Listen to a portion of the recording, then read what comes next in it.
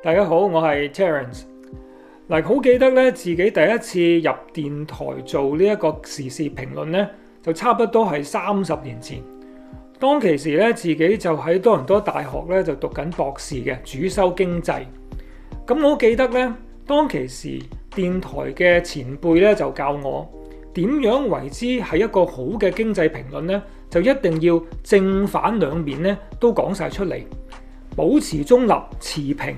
咁樣咧就為之一個好嘅評論啦。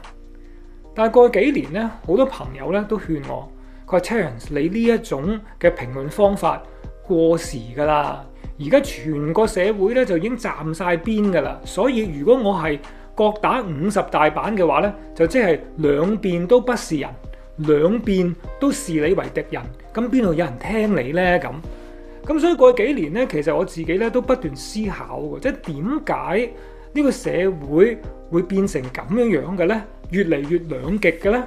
你見到嘅評論或者聽到嘅評論，基本上面你未聽都已經知道個結論㗎啦。咁如果大家對呢一個問題，社會點解會越嚟越兩極係感到興趣嘅話呢，我就邀請大家4月18日嚟到城北華人基督教會，我就會同另外2位弟兄 David 同埋 Francis 咧探討呢一個題目嘅。咁好啦，約定大家4月18號城北華人基督教會見啦。